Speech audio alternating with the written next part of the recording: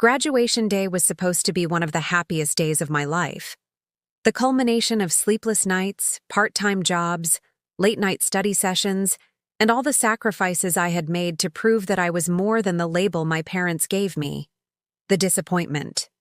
I stood in front of the mirror, zipping up my crimson robe, the same color I used to imagine when I pictured power, confidence, respect. My cap rested beside a copy of my valedictorian speech, and in that moment, I let myself believe.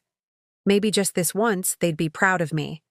Please subscribe to our channel and tell us in comments from where are you watching this video. But deep down, I knew better.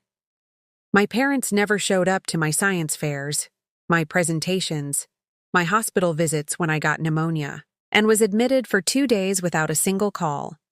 They poured every ounce of attention into my brother Julian, the golden boy with a B- average, a cocky smile, and their complete devotion. They funded his out-of-state college, bought him a new car at 16, and still let him live rent-free in their house at 27. Me? I had to beg for rides to work in high school, and got a toaster as my high school graduation gift from a garage sale, still with crumbs in it. Still, this was my moment. I earned my scholarship. I worked 3 jobs. I never gave up. I had no support but built everything from scratch, even turning my final project into a published academic paper. My professors respected me. My classmates elected me valedictorian. I thought maybe now my parents would finally see me. As the sun climbed over the stadium that morning, casting long shadows across the sea of folding chairs, I scanned the crowd. They were there. My mother in pearls, my father in a navy jacket he only wore to important occasions, but their faces didn't hold pride. They looked irritated. My stomach tightened. I approached them before the ceremony. My heart thudded like it was trying to punch its way out of my chest. "Thank you for coming," I said softly. My mom sighed. "We almost didn't. Julian's car broke down again, and we thought about just staying to help him, but your father insisted we at least show up." I forced a smile. "It means a lot." She leaned close, her voice cold. "Don't get too full of yourself. Just because you got a degree doesn't mean you're suddenly important." I stepped back. My father looked me over, sneered at my robe. "What's that rope thing around your neck?" "My honors cord," I replied quietly. He laughed. "Show off." Before I could respond, someone called the graduates to line up. As I turned, my dad grabbed my wrist. "You're lucky we even came," he hissed. "You were never supposed to make it this far. Don't embarrass us up there." I blinked at him, stunned. "What do you mean?" "You know what I mean. You're not the one we invested in.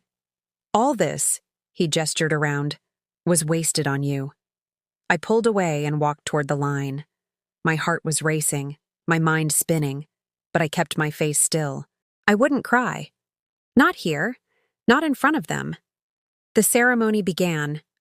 One by one, names were called. Applause erupted. Then it was mine. Valedictorian of the class of Hamilton University, summa cum laude, Department of Biomedical Engineering, Celia Monroe. Applause thundered. Some students stood. I walked across the stage. When I glanced at my parents, they were whispering to each other, frowning. I reached the podium to give my speech. I looked down at the paper, then at the crowd. I took a breath. My voice was steady, though my hands trembled. "To the people who believed in me, thank you. And to those who didn't, thank you even more. You gave me something to prove." The audience chuckled. Then came the moment. As I returned to my seat, my parents stood up and approached the stage in the middle of the ceremony. I froze.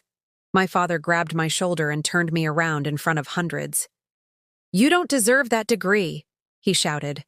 And then a slap, sharp, humiliating, and loud. Gasps rippled through the crowd. The microphone picked up everything. I heard someone whisper, "Oh my God, did he just—" Security rushed forward, but I stood there unmoving. My cheek stung, my soul even more. I didn't shed a tear. I looked straight at them. Both of them standing there, angry that I had dared to succeed without their permission. And in that frozen moment, as the crowd watched in horrified silence, I knew something in me had changed forever. The ceremony ended in chaos. My professor tried to pull me aside, concerned, asking if I was all right. I nodded numbly, the sting of my father's slap still throbbing across my cheek. But the deeper pain wasn't physical. It was something far colder. The public confirmation of everything I'd always feared. They didn't just dislike me. They despised me. They had never wanted me to succeed, and the second I did, they tried to erase it with a single blow. Security escorted my parents off the field, but not before my mother screamed behind them. "We raised you. We let you go to college. This is how you repay us? By making us look bad?" I stood under the blazing sun, surrounded by caps and gowns and applause. Yet, I'd never felt more isolated. My classmates stared at me with pity, some with disbelief. I wanted to melt into the grass. But something inside me hardened instead. My hands clenched, my jaw tightened. This wasn't going to be the end of my story. It was just the break between acts. After the crowd dispersed and families reunited, I walked silently to the administration building. I didn't even go back to my apartment. Not yet. I went straight to the financial records office. "Can I help you?" the woman behind the desk asked kindly. "Yes," I said. "I need a printed copy of who paid my tuition every semester, itemized." She blinked, but nodded. "You're on the list for full scholarship, I believe." "I know," I said, "but I need the breakdown and the name on record for payment." 10 minutes later, I held the truth in my hands. Every semester, every dollar, every source. Not 1 cent from my parents. Not one. Everything had been funded through merit, through grants I applied for, and loans I had paid off from tutoring, waitressing, and working in the university's lab. I had receipts, literal ones. I smiled. I walked straight to my apartment, still in my gown, and grabbed the envelope labeled Emergency Backup.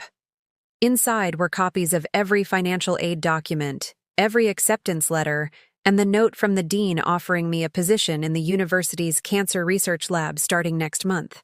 Then I turned to the bottom drawer of my filing cabinet, the one marked Legal. I pulled out the manila envelope my parents gave me a year ago. Inside were the notarized retirement fund documents I'd agreed to co-sign with them, the ones that listed me as their financial manager. At the time, I thought they were finally trusting me. In reality, they just didn't want to pay for a real accountant, and they made one fatal mistake. They had signed over temporary proxy rights to me during emergencies. Their lawyer had never imagined that I would be the emergency. By evening, I sat across from a financial advisor. "You want to withdraw the full amount and dissolve the fund?" he asked, eyebrows raised. I nodded once. "Liquidate it, move it into a trust, one they can't touch." The paperwork began. By the time the sun rose the next morning, I had legally frozen their accounts and set up a new trust under my name. I didn't take their money. I protected it from them. The next day, the university emailed a video of the graduation to all the graduates. The unedited recording included the entire incident, the slap, the scream, the gasps. It had already been clipped and shared on social media. Valedictorian slapped by parents during speech was trending in local circles. But then came the interview request from a reporter and another. Then the clip went viral. People from around the world started messaging me. Lawyers, therapists, students who had been abused and silenced. I never expected the world to care, but they did. And somewhere in that flood of strangers came something else. A scholarship fund. A small tech investor from Seattle who had watched my graduation speech emailed me personally.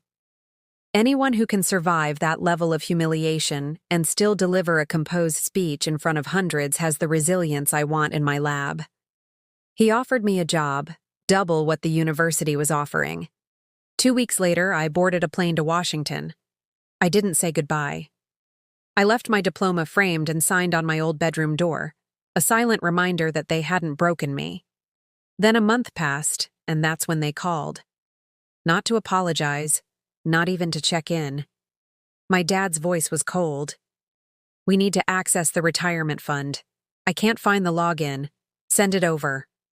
I didn't reply. A few hours later, my mother texted, "Your father's waiting on that password. Don't be difficult." I sent a single photo in response, a picture of a shredding machine, and then I sent another, a video.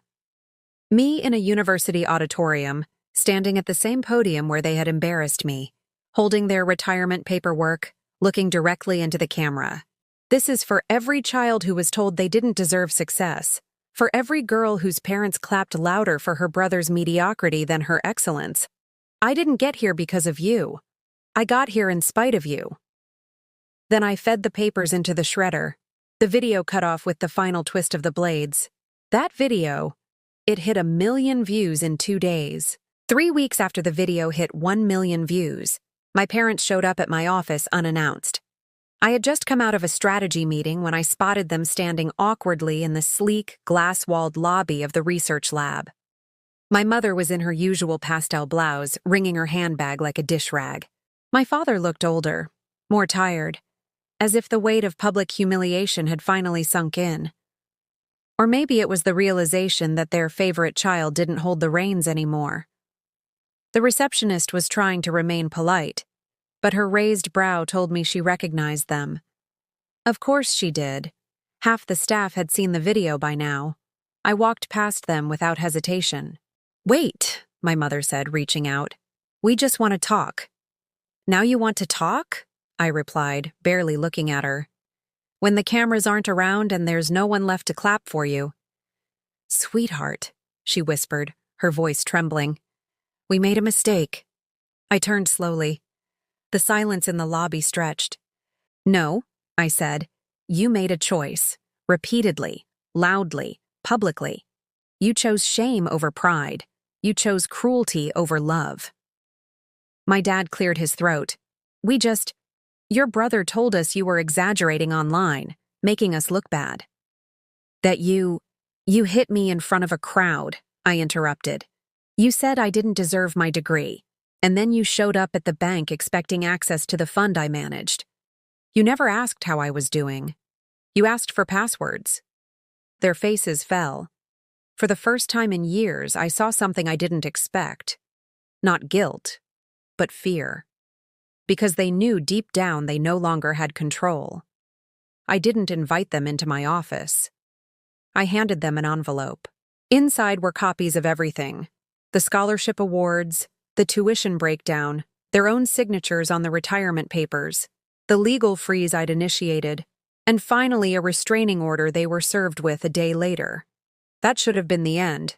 But the twist came 5 months later during a conference in Chicago. After presenting research on early cancer detection, I was approached by the dean of another university, a tall woman with silver hair and a voice like steel velvet. "I watched your speech," she said, "and the video. You held yourself with more grace than most tenured professors could have." I thanked her, assuming it was just a compliment. But then she leaned closer. "How would you like to run your own program?" I blinked. "My own? We have a lab, budget, staff. We're expanding. And I've read your published paper. I don't want you working under someone. I want you leading." I almost laughed. I thought of all the times I'd been told to sit down, to stay quiet, to let my brother shine. All the times my parents said, "You're smart, but not leadership material." And here I was being offered not a seat at the table, but the table itself. I accepted. A month later, I moved to Chicago and took over the lab. I hired 2 interns from underprivileged families, girls who reminded me of younger me. I made sure every single member of my staff knew, in this building, no one gets dismissed, no one gets silenced, and no one gets slapped for succeeding. Then came the final twist. A letter arrived from my brother. It was short. "They kicked me out, said I embarrassed them. I have nowhere to go. Can I stay with you?" I stared at the message for a long time. My parents had placed all their hopes in him, funded his every whim, ignored his failures, defended his laziness. And now, when the spotlight dimmed and reality struck, they turned on him just like they did to me. but I didn't reply.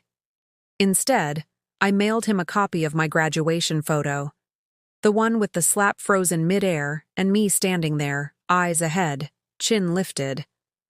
On the back, I wrote, "Sometimes the best way to protect yourself from your past is to let it watch you thrive." The day I received the university's official magazine featuring me on the cover, titled "From Rock Bottom to Research Leader," I framed it. Then I sent one copy to my parents. No letter, no explanation, just the image of the daughter they threw away. The daughter who shredded their expectations and built an empire from the scraps. Please subscribe to our channel and tell us in comments from where you are watching this.